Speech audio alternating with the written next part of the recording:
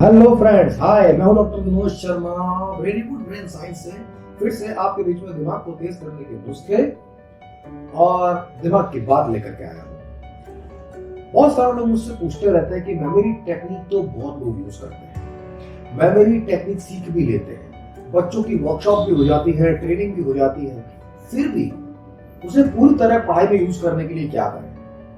कई सारे टीचर्स ये जानना चाहते हैं कि जो मेमोरी टेक्निक हमने सीखा है वो रेगुलरली यूज कैसे होगा पढ़ाई में, या वो ये जानना चाहते हैं कि मेमोरी टेक्निक को पढ़ाई का परमानेंट हिस्सा कैसे बनाएं। अगर आप ये जानना चाहते हैं तो आज की बातों में इस पॉइंट पर ध्यान दीजिएगा जो मैं आपको बताने जा रहा हूँ कि आखिर कैसे मेमोरी टेक्निक को रेगुलर स्टडीज में यूज करें। ये तकलीफ सभी की होती है। बहुत सारे बच्चे कई जगह मेमोरी वर्कशॉप अटेंड करते हैं, वो मेमोरी टेक्निक को सीख लेते हैं लेकिन पढ़ाई अभी भी पुराने तरीके से करते हैं। उसमें मुझे कुछ 2-4 रीजन है, मैं आपको बताऊं। पहला तो मेमोरी टेक्निक को यूज कैसे करते हैं, इसके लिए आपको पढ़ाई का डिसेक्शन करना पड़ेगा, समझना पड़ेगा। लॉजिकली आपकी पढ़ाई सब्जेक्ट है, लेकिन मेमोरी फील्ड में निमोनिकली या विजुअलाइजेशन वाले फॉर्मेट में वो एक सब्जेक्ट नहीं है, वो एक इंसिडेंस है, एक कहानी है, एक घटना है। ये बहुत बारीक बात मैंने कही है, ये आप उन्हीं को ज्यादा समझ में आएगी जो मेमोरी टेक्निक सीख चुके हैं, जिन्होंने हमारे सॉफ्टवेयर की बहुत सारे मेमोरी टेक्निक सीख लिए या कहीं ना कहीं से मेमोरी टेक्निक को अच्छी तरह सीखा हुआ है। अगर आप भी सीखना चाहते हैं तो हमारा सॉफ्टवेयर डाउनलोड कर सकते हैं ब्रेनिंग इंडिया से, यानी गूगल प्ले स्टोर पे जाके, एप्पल स्टोर पे जाकर के ब्रेनिंग डाउनलोड करना है। उसमें बहुत सारे हैक्स हैं, इस तरह के बहुत सारे ऐसे मेमोरी टेक्निक्स हैं। बट अब मैं वापस बताता हूँ आपको। कई लोग कहते हैं मेमोरी टेक्निक साइंस में कैसे या मेमोरी टेक्निक हिस्ट्री में कैसे, हिस्ट्री हो या साइंस हो, मैथ्स हो या इंग्लिश हो, ये सब्जेक्ट कॉम्प्रिहेंशन वाले पायदान पर सब्जेक्ट बनते हैं। पढ़ाई के 4 डायमेंशंस होते हैं: reading, writing, understanding, memorisation. Understanding यानी कॉम्प्रिहेंशन, ये 3rd डायमेंशन है। यहाँ पर टीचर हर सब्जेक्ट को उनकी फील्ड के हिसाब से, उस सब्जेक्ट की इंपॉर्टेंस के हिसाब से समझाते हैं। तो इंपॉर्टेंटली जब सब्जेक्ट हम समझते हैं और पढ़ते हैं उस वक्त वो एक सब्जेक्ट होता है, लेकिन ब्रेन में जाने के बाद वो सब्जेक्ट किसी न किसी पर्टिकुलर इंफॉर्मेशन के साथ अपना एसोसिएशन बना करके मेमोरी बनने की कोशिश करता है। और वो एक सेट लैंग्वेज है। जैसे कंप्यूटर की लैंग्वेज बाइनरी होती है 0 और 1 में, कुछ भी डालिए कंप्यूटर में एंड में जो स्टोरेज होगी वो 0-1 के फॉर्मेट में ही होगी। बिल्कुल ऐसे ही जब कोई इंफॉर्मेशन ब्रेन में जाएगी तो उसकी अपनी एक फॉर्मेट होती है जो आपकी सेंसर्स से बनी हुई है। जितनी आपकी सेंसर्स हैं उतनी ही उस इंफॉर्मेशन की फॉर्मेट है। Touch, taste, smell, audio, video. वैसे तो आपको 5 सेंस पता है। मेरा दूसरा वीडियो देखिएगा कि how many senses do we have, 7 senses. वो 7 सेंसेस कौन सी हैं, उनकी इंपॉर्टेंस क्या है, उन्हें कैसे दिमाग तेज करने में और लाइफ को सक्सेसफुल बनाने में यूज किया जाता है, उसके लिए देखते रहिए, मिलते रहिए, बताता रहूंगा। मेरे एक और वीडियो में मैंने बताया, और अभी मैं 5 सेंसेस की बात कर रहा हूँ कि इंफॉर्मेशन की फॉर्मेट क्या है, राइट। इनमें सबसे स्ट्रॉन्ग होता है विजुअल फॉर्मेट। तो अब जब ब्रेन में जब कोई भी सब्जेक्ट जाकर के स्टोर करेंगे आप और मेमोरी टेक्निक के थ्रू करेंगे तो वो विजुअल फॉर्मेट में, उसमें ये इंपॉर्टेंट रहेगा ही नहीं कि वो सब्जेक्ट हिस्ट्री है या साइंस है या मैथ्स है। हाँ, सब्जेक्ट अलग अलग सब्जेक्ट के हिसाब से मेथड होते हैं, यानी कि हिस्ट्री को याद करने का अलग मेथड हो सकता है, साइंस को याद करने का अलग, फॉर्मूले को याद करने का अलग, हिस्ट्री डेट को याद करने का अलग, मैथ्स इक्वेशन को याद करने का अलग, लॉन्ग आंसर का अलग, शॉर्ट आंसर का अलग, एमसीक्यू का अलग। लेकिन जब वो उसे कन्वर्ट कर देंगे तो वो एंड में पिक्चर फॉर्मेट में कन्वर्ट हो जाएगा, विजुअली बनेगा। ये पहली इंपॉर्टेंट बात जो मैंने आपको बताई। आप मेमोरी टेक्निक को यूज करके जो विजुअल बना रहे हैं तो उसका ना तो किसी एज से लेना देना होता है, ना किसी सब्जेक्ट के लॉजिक से। वो अपने आप में एक आर्टिफिशियल मेमोरी होता है। निमोनिक का मतलब ही आर्टिफिशियल मेमोरी होता है, यानी कि वो कन्वर्ट होने के बाद में परमानेंट आर्टिफिशियल मेमोरी बनता है। होता आर्टिफिशियल है, वो रियल एग्जाम नहीं होता उसका। वो मेमोरी आपने बनाई इसलिए सिर्फ कि आपको रियल मेमोरी याद रह जाए, लेकिन वो इतनी पावरफुल होती है कि भले ही वो लॉजिक की नजर में, एग्जाम की नजर में, दुनिया की नजर में आर्टिफिशियल मेमोरी है, पर आपके ब्रेन की नजर में इंपॉर्टेंट और परमानेंट मेमोरी होती है। ये मैंने टेक्निकल बात बोली, चलो उसको आसान तरीके से समझाता हूँ मैं आपको कि आप पढ़ाई में कैसे यूज करेंगे। चलिए बताओ। पढ़ाई के 2 पार्ट होते हैं, लॉजिक और फैक्ट। पढ़ाई 2 हिस्सों में बटी होती है, लॉजिक और फैक्ट। लॉजिक का मतलब होता है वो इंफॉर्मेशन जिसका कोई प्लेटफॉर्म मेमोरी होगा, यानी जिसमें कोई ना कोई आधार होगा। जैसे मैथमेटिक्स है, यहाँ पर आप एक मेमोरी जनरेट करके दूसरी मेमोरी क्रिएट कर सकते हैं। अगर 2+2 आपको करना आ गया तो 2+3 भी कर सकते हैं। मल्टीप्लिकेशन आ गया है तो जो एग्जांपल से आपने मल्टीप्लाई किया था उसके अलावा भी मल्टीप्लाई कर सकते हैं। तो सिंपल लैंग्वेज में आपके एग्जाम में जो क्वेश्चंस आते हैं वो या तो फैक्चुअल होते हैं या लॉजिकल होते हैं। तो फैक्ट और लॉजिक को समझ लें तो इम्पोर्टेंट बात यह है कि 6 तरह के क्वेश्चंस होते हैं। लॉजिक के जो क्वेश्चंस होते हैं वो होते हैं क्यों और कैसे, व्हाई एंड हाउ। और फैक्ट के जो क्वेश्चन होते हैं वो होते हैं कौन, कहां, कब, क्या, वेयर, व्हेन, व्हाट, हू।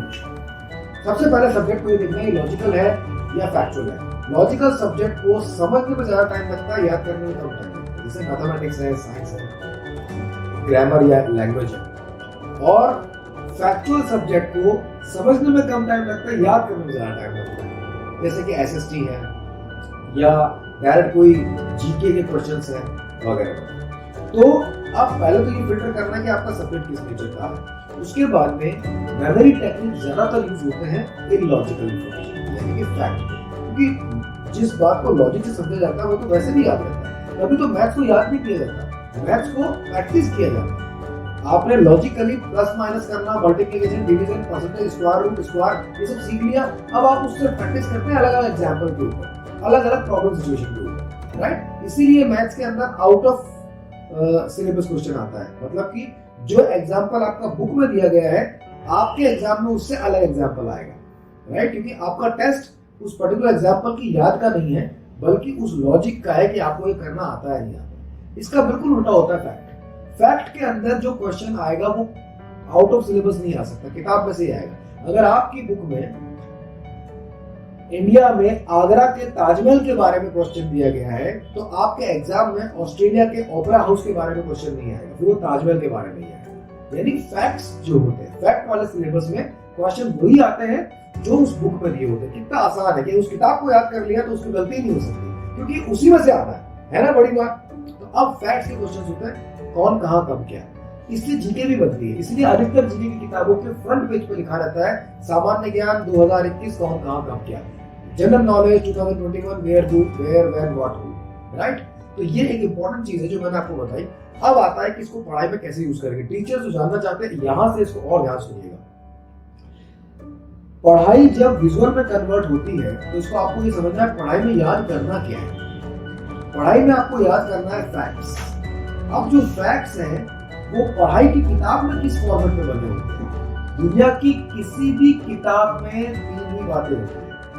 दुनिया की कोई भी किताब आप याद कर सकते हो अगर आपको ये पता लग जाए कि उसमें कितनी बातें होती हैं, 3 ही बातें होती हैं।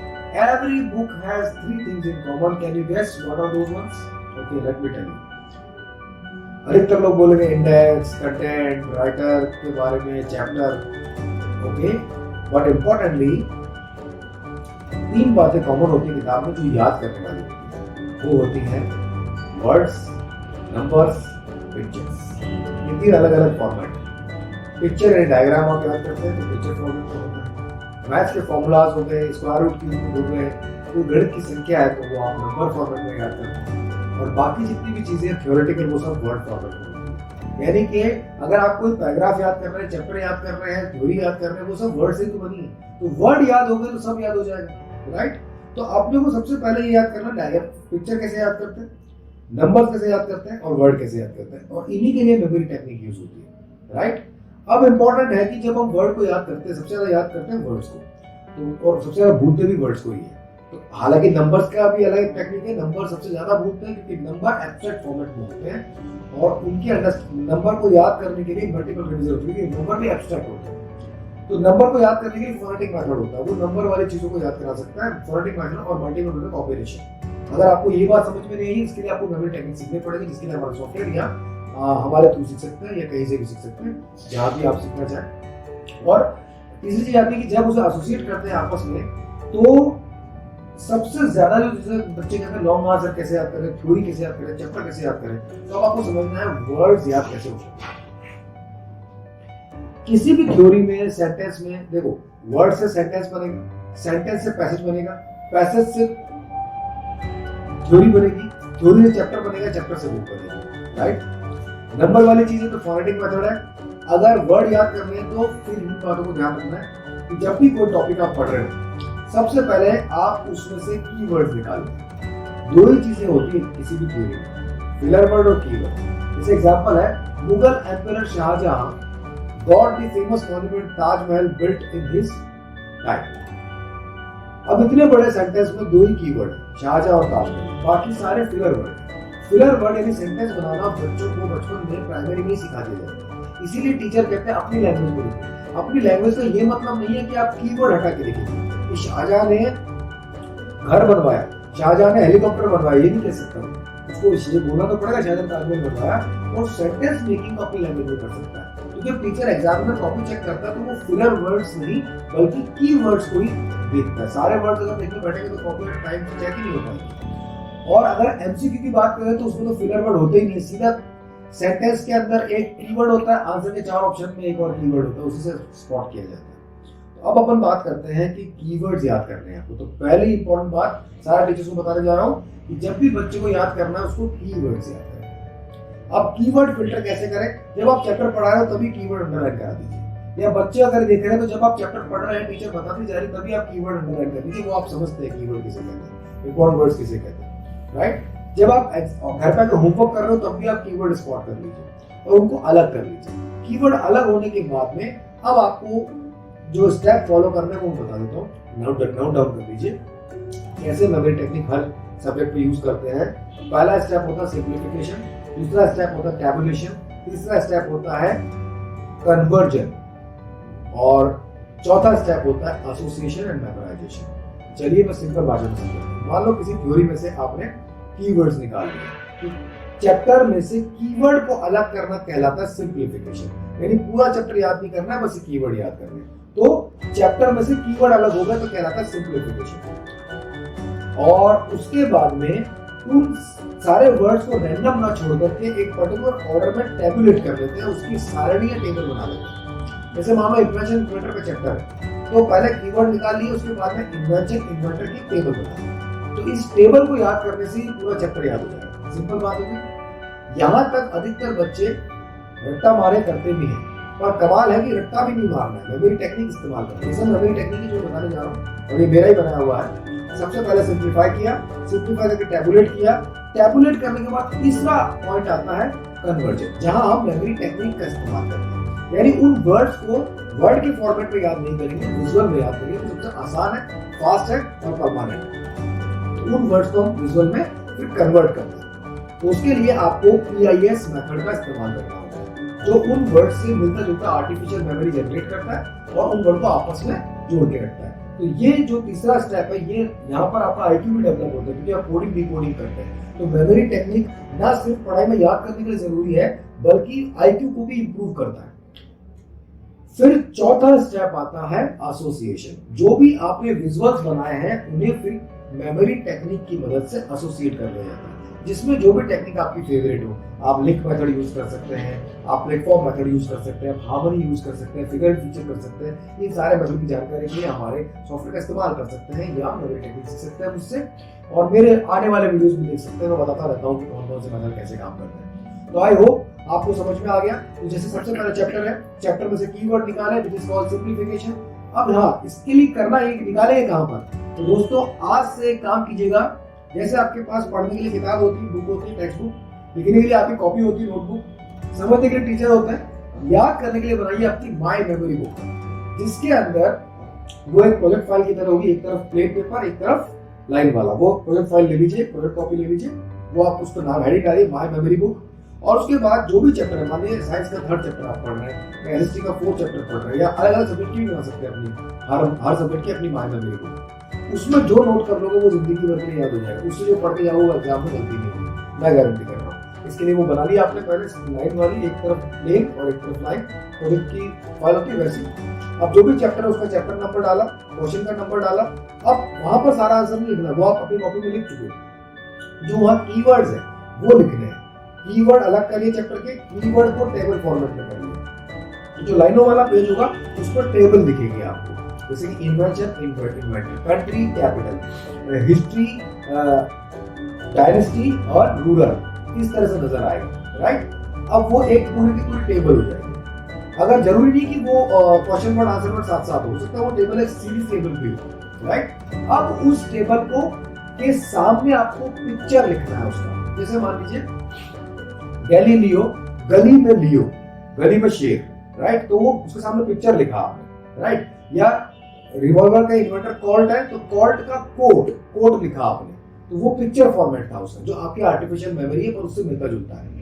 अब वो जो पिक्चर आपने इकट्ठी करी, उन सब पिक्चर का जो ब्लैक वाला पेज है उसके ऊपर एक एसोसिएटिव डायग्राम बना सकते हैं, एक कलेक्टिव इमेज बना सकते हैं, जो कि लिंक मेथड की मदद से हो सकता है, प्लेटफॉर्म की मदद से हो सकता है। एंड दैट टाइम अब आपकी पूरी जो पढ़ाई है वो एक पिक्चर में कन्वर्ट हो चुकी है। जब भी आपको रिवीजन करना, और यहीं पे है वो रिवीजन, क्योंकि अब आप पढ़ाई कर नहीं रहे, देख रहे हो उसे, तो आपके एग्जाम में जो भी इंपॉर्टेंट क्वेश्चन है उसकी बना लीजिए माय मेमोरी बुक। आप एग्जाम से पहले आपको क्या करना है, सबसे पहले वो माय मेमोरी बुक खोल करके उसका पिक्चर देखना है।